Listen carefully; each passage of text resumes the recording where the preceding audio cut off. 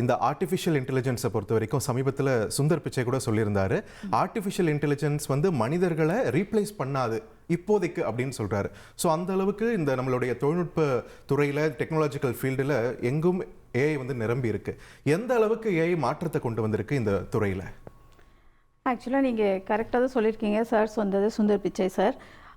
AI பார்த்தீங்கன்னா job ஃபீல்ட்லே கொஞ்சம் reshaping பண்ண மாதிரி தான் இருக்கும், ரீப்ளேஸ் பண்ண மாதிரி இருக்கிற மாதிரி கிடையாது. ஸோ அந்த ஸ்கில் செட்ஸை நம்ம ஏஐக்கு தகுந்த மாதிரி நம்ம ரெடி ஆகணும்.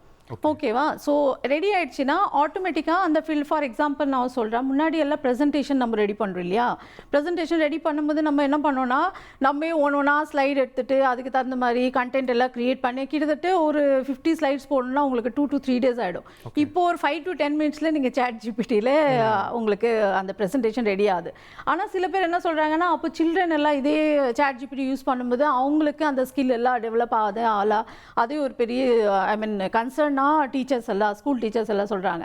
ஆக்சுவலா நம்ம அதை ட்ரெயின் பண்ணணும். ஏஐ நீங்க எப்படி யூஸ் பண்ண போறீங்க, நீங்க யூஸ் பண்ணும்போது, நீங்க மெச்சூர்டா யூஸ் பண்ணும்போது that is a kind of blessings for you. நீங்க மெச்சூரிட்டி இல்லாம ஏஐ யூஸ் பண்ணும்போது அதுக்கு கொஞ்சம் கன்சர்ன் இருக்கு. அதை நம்ம ஒரு டெக்னாலஜியா யூஸ் பண்ணும்போது தெரிஞ்சுக்கிட்டு தான் யூஸ் பண்ணணும்.